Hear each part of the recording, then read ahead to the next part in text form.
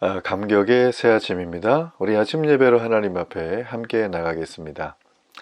오늘은 룻기 3장 1절에서 9절까지의 말씀을 묵상하면서 이 아침 하나님을 만나는 감격의 시간이 되기를 간절히 바랍니다. 우리는 지금 계속해서 룻기의 절정을 다다르고 있는 장을 살피게 됩니다. 룻기는 짧은 4장밖에 안 되지만 여기에는 하나님의 율법, 그 율법이 잊혀진 시대에는 어떻게 살아가는가에 대해서 우리에게 굉장히 중요한 메시지를 주는 책입니다. 특별히 오늘의 이 3장은 하나님의 율법이 잊혀지고 자기의 소견대로 살아갔던 이 사사기 시대에 한 개인, 그것도 약자, 어떻게 살아갈 수 있는 방법이 전혀 없는 과부 2명이 어떻게 자신의 고향 땅에서 삶을 헤쳐나가고 있는가.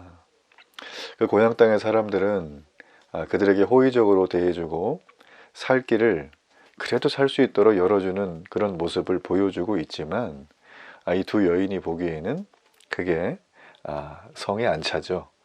더 많은 것들이 필요하죠. 2 여인은 시어머니와 며느리로 돼 있었잖아요.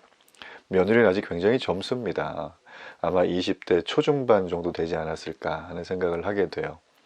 앞으로 앞날이 그냥 창창하죠. 그래서 다른 젊은 남자를 만나서 부유하든 부유하지 않든 간에 자신의 삶을 다시 살아가는 건 당시로서는 당연한 일이었고 좀 서글픈 사실은 그게 유일한 삶의 생존의 길이 아니었을까 하는 생각을 하게 됩니다.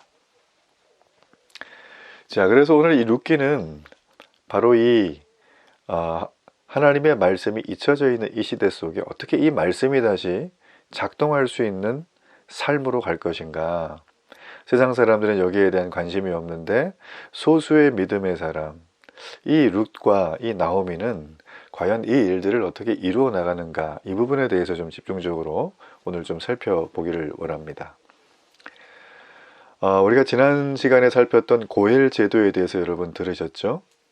어려운 처지에 빠진 사람을 가장 가까운 친척들이 구해주는 친족의 제도, 즉 고엘 제도에 대한 얘기입니다.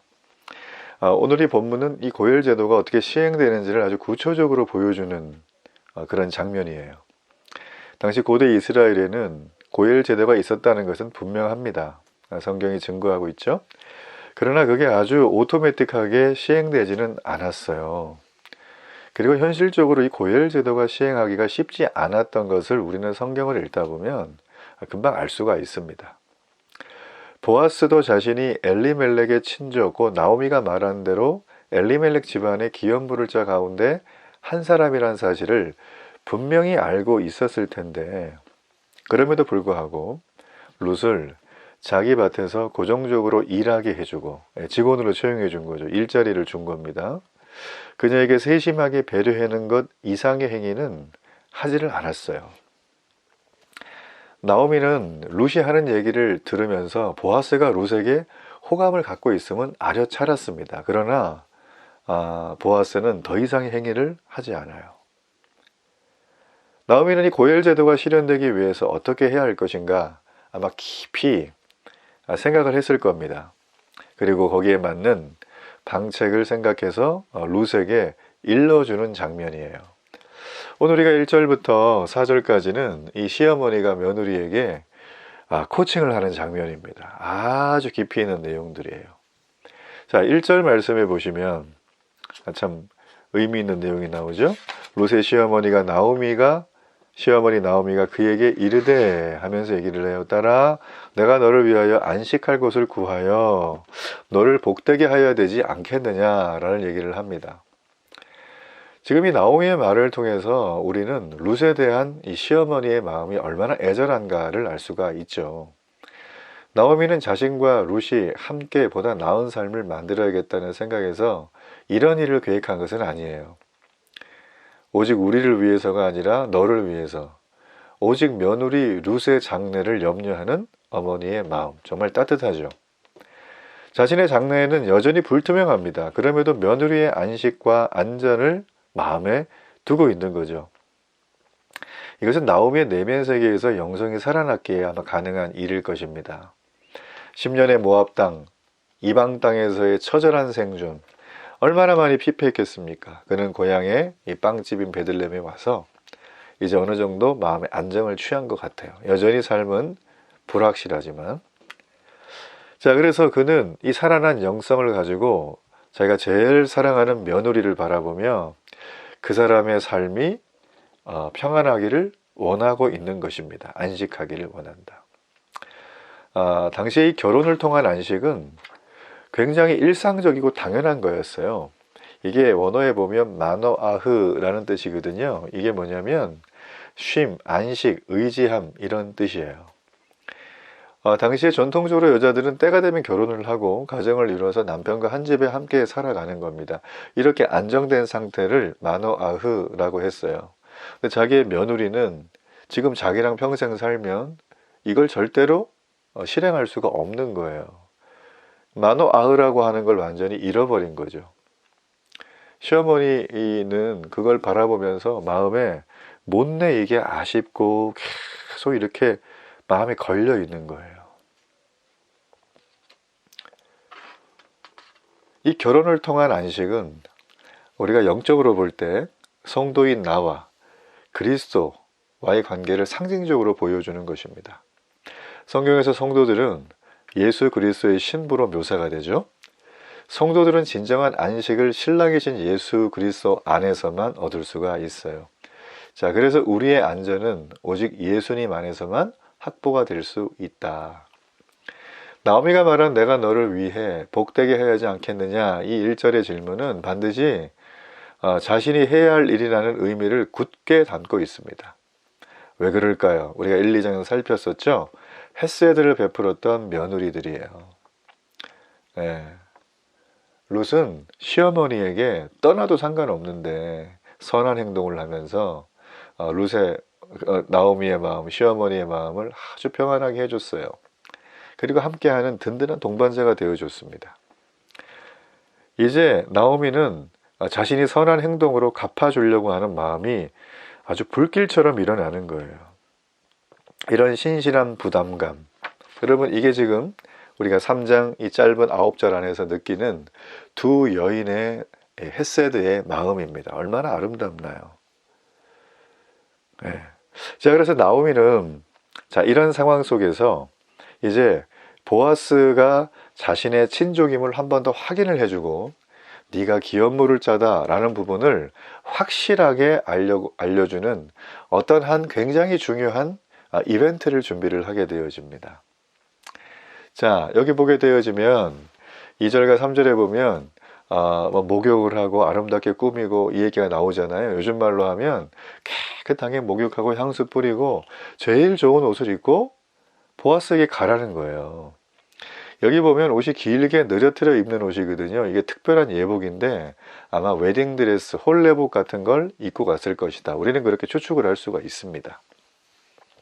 자, 그리고 나서 조금 20대 초중반의 아주 젊은 여인에게는 좀 약간 낯뜨겁고 민망한 행동을 하라고 4절에 얘기를 해주죠. 그럼 4절에 보세요. 그가 누울 때 너는 그가 눕는 곳을 알았다가 들어가서 그의 발치 이불을 들고 거기 누우라. 그가 내 할 일을 내게 알게 하리라. 자, 여기 보게 되어지면 발치 이불이라는 게 나와요.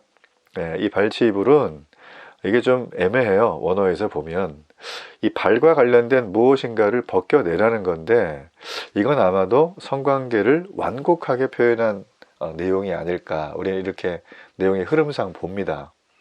자, 이 시어머니가 이 얘기를 해주기는 참 쉽지가 않죠. 그렇죠? 그렇지만 이 얘기를 하는 거는 그 다음 장면에 보면 등장을 하게 되어집니다. 왜 이런 얘기를 하고 있을까?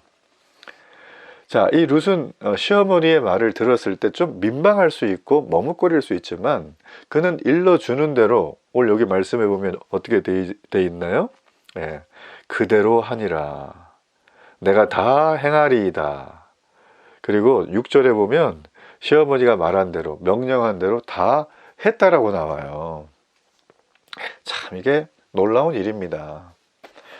시어머니도 참 대단하지만 이걸 따르는 며느리의 모습, 그분의 어떤 신앙의 모습과 결계, 이 역시도 대단한 용기 있는 행동이라고 할 수가 있어요. 그녀는 시어머니의 지혜로운 말을 듣고 용기 있게 행동을 하죠. 룻처럼 우리도 하나님의 말씀이 내게 가라 라고 하신다면 우리는 어떤 위험도 있고 손해가 있을지라도 우리는 그 자리에 가야 됩니다. 그리고 우리에게 굉장히 큰 유익이 와도 하나님이 멈추라고 한다면 우리는 모든 인간적인 판단을 내려놓고 그 자리에서 멈춰야 됩니다. 인간적인 판단을 내려놓는 거 가히 쉽지 않습니다. 우리가 볼 때 잘 될 텐데 물 들어올 때 노져야죠 하면서 주님 앞에 막 이렇게 매달릴 수도 있을 거예요. 그렇지만 주님의 말씀을 믿고 나아가는 자에게는 반드시 좋은 결실이 있습니다. 여러분의 생각, 여러분의 경험 굉장히 중요하고 가치롭고 좋죠. 그렇지만 하나님께 비할 수는 없어요. 용기 있는 행동을 하는 이 룻의 모습, 우리는 굉장히 주의 깊게 봐야 되는 행동이죠. 자, 이렇게 이 시어머니의 얘기를 듣고 이 지금 룻은 아주 비밀리에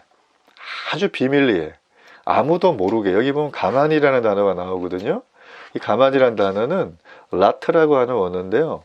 이게 비밀, 신비란 뜻이에요. 룻은 5절과 7절에 보면 아주 비밀리에 보아스에게 다가갑니다.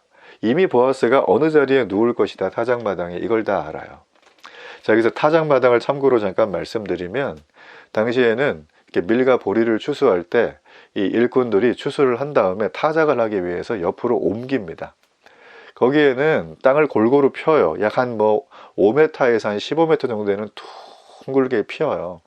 그러니까 바닥이 고르지 않으면 이렇게 탈곡할 때 좀 여러 가지 어려움이 있으니까 바닥을 평평하게 해놓고 볏짚을 깔아놓고 거기에 이렇게 잠시 할 수 있는, 요즘으로 하는 텐트 같은 침낭 같은 걸 좀 만들어 놓죠. 네. 왜냐하면 이걸 관리 감독하는 사람들이나 일꾼들이 집까지 오고 가는 게 멀면 거기서 잠을 잤거든요.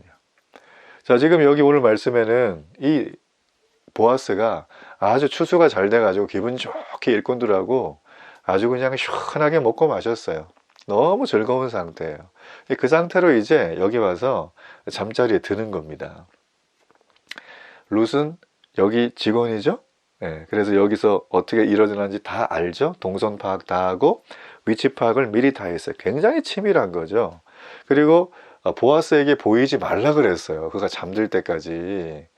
그러니까 계속 그렇게 웨딩드레스를 입고 어딘가 숨어 있었던 거예요. 참 이것도 한두 시간도 아니고 막 가슴 뛰는 그런 장면이고, 걸리면 어떡할까 막 이런 생각이 막 들잖아요. 네. 자, 그래서 여기 보면 이제 이렇게 정말 비밀리에 보아스에게 다가가고 보아스의 발치 이불을 들고 거기에 눕습니다. 그러니까 발치 이불을 들었다 하는 거, 사실 발치 이불보다는 아마 어떤 적극적인 행동을 하지 않았을까, 그런 걸 보여주는 거죠. 자, 한밤중에 이제 보아스는 깜짝 놀랍니다. 소스라치게. 누군가 자기 그 이불은 아닐 거예요. 분명히 자기와 뭔가 이렇게 맞닿아 있는, 자기 몸에 뭔가 느낌을 받았을 거예요. 깜짝 놀라가지고 보아스가 물어보죠. 당신 누구냐 그랬더니 룻이 자신의 신분을 밝히는데, 여러분 성경은 참 포인트가 이런 부분에서 대단한 것 같아요. 룻이 어떻게 얘기를 하냐면, 나는 나오미의 며느리입니다. 모압 여인 룻입니다. 이렇게 소개해야 되거든요, 사실은. 근데 이제 소개를 어떻게 하냐면, 나는 당신의 시녀 룻입니다. 이렇게 얘기를 해주고 있어요. 당신의 여종이래요. 자, 당신의 시녀, 당신의 여종. 여러분, 이 얘기는 한마디로 말하면 자신의 신분을 보아스에게 지금 제대로 말하고 있는 거죠. 여기 보면 당신의 시녀는, 여종은 사실 시녀란 말이고, 이건 어떻게 보면 당시의 시첩이라는 말과 거의 비슷한 의미를 가지고 있습니다. 자, 이렇게 본다면 룻은 자기의 신분을 보아스의 첩으로, 그죠? 아내가 될 사람으로 생각하고 있다는 것을 알 수가 있어요. 룻은 계속해서 말을 합니다. 당신의 옷자락을 펴서 당신의 여종을 덮어주소서. 여기서 옷자락은 날개죠. 즉 당신의 날개를 당신의 시첩 위에 펴주세요 라는 뜻이에요. 자, 이 날개라는 말은 2장 12절에서 보아스가 룻이 하나님의 날개 아래 보호받기를 위해서 왔다라고 했던 표현과 똑같은 말이에요. 근데 이거는 그냥 보아스는 그냥 일반적으로 그냥 한 소리예요. 근데 룻은 그 단어를 사용해서 자신이 보아스의 날개 아래 보호를 받아야만 한다라고 얘기를 하고 있어요. 즉 뭡니까? 나를 보호해달라, 책임져 달라라는 거예요. 한마디로 이 얘기는 당신이 나의 남편이 되어달라라는 뜻이에요. 그런 다음에 그는 말합니다. 기업 물을 자가 됨이 당신입니다. 당신이 나의 고엘이기 때문입니다. 이렇게 얘기를 했어요. 그러니까 룻은 보아스가 법적으로 그녀의 고엘임을 밝혀주는 거죠. 보아스 자신이 엘리멜렉 집안을 책임져야 하는 고엘임을 알고 있었는지는 모르지만 알았을 거예요. 어쨌든 그 책임을 다하지 못하고 있었죠. 간접적으로 책망하는 부분도 좀 있습니다. 자, 그를 통해서 룻은 두 가지를 부탁한 거예요. 하나는 경제적인 측면에 대해서 부탁을 하고, 또 하나는 당신이 나의 남편이 될 사람입니다. 이렇게 말을 해주죠. 자, 여러분, 우리가 이를 통해서 알 수 있는 부분이 있습니다. 룻은 하나님의 율법을 들어서 정중하게 말하는 거예요. 보아스에게 청혼하는데, 아유, 저 중년의 아저씨, 나 젊으니까 나랑 결혼합시다, 이렇게 막 대놓고 직설적으로 하는 그런 스토리가 아니라, 룻은 자기의 어머니의 말에, 그 명령에 용기 있는 순종과 행동을 하고 있습니다. 그는 철저하게 하나님의 율법을 가지고 보아스에게 말을 합니다. 당신은 기업 물을 자입니다. 율법에 대한 믿음을 상기시켜 주는 거예요. 그리고 옷자락을 펴서 나를 덮어달라 간절한 호소를 함께 하는 것입니다. 그러니까 룻의 이 호소는 인간적인 호소만이 아니라 믿음을 근거한 호소입니다. 그녀는 하나님의 말씀을 입각하다 보니까 이 믿음의 호소가 등장하게 되어졌던 거예요. 성경은 하나님의 중요한 말씀들을 언약의 형태로 우리에게 주셨습니다. 특별히 그 언약은 피로 맺은 약정이고 하나님이 그분의 이름을 걸고 지키겠다고 하셨던 약속이에요.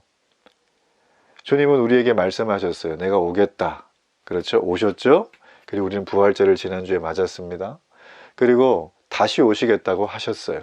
자, 우리가 살고 있는 지금 이 시대는 다시 오시겠다고 하신 예수님을 기다리는 시대입니다. 재림 예수의 갈망.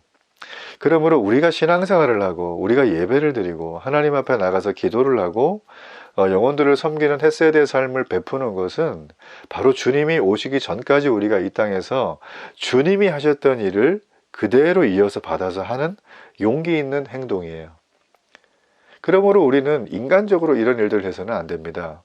말씀에 근거해서 율법을 가지고 믿음으로 호소했던 룻처럼 우리는 이 믿음을 가지고 말씀에 근거해서 이 모든 일들을 해나갈 때 기적의 역사는 우리의 삶 속에 날마다 끊이지 않고 나타날 것이라는 것입니다. 여러분은 날마다 코람데오의 마음으로 하나님 앞에 계십니까? 하나님 앞에 있는 성도의 자세는 어떤 삶을 살아야 할까요? 지금 롯과 나오미처럼 너무너무나 힘든 상황에 처해 계신가요? 아무것도 없고 경제력, 건강, 이제 뭐 앞날의 비전 이런 것도 하나도 없나요? 여러분, 이렇게 우리가 있을 때 우리는 쉽게 원망하고 좌절할 수 있습니다. 그럴 수 있어요, 충분히. 여러분, 그렇지만 우리는 하나님의 약속을 받은 자임을 잊지 말아야 합니다. 하나님의 약속은 반드시 이걸 믿음을 가지고 호소하는 자들에게 하나님은 기적의 역사로 이끌어 가실 것입니다. 자, 이런 은혜가 여러분에게 오늘도 넘쳐나기를 간절히 바랍니다. 우리 결단의 기도를 하나님 앞에 드립니다. 이 세상 모든 것을 지으신 만왕의 왕이신 아버지 하나님, 오늘도 세상을 다스리시는 하나님 앞에 나오미와 룻은 믿음을 가지고 나갔습니다. 약속을 붙들고 지혜로운 말을 했고 용기 있는 순종을 했던 며느리의 행동을 통해서 하나님, 준비된 사람, 그리스도 앞에 나아가는 우리의 모습처럼 믿음의 결단을 했던 이 가정에 부어주셨던 풍성한 은혜가 오늘 우리의 삶 속에 온전히 넘쳐나고, 하나님, 태산 같은 문제가 있을지라도 말씀을 기억하고 말씀으로 인내하며 말씀의 용기로 온전히 하나님 헤쳐나갈 수 있도록 은혜와 주의 지혜를 더하여 주옵소서. 예수님의 이름으로 기도합니다. 아멘.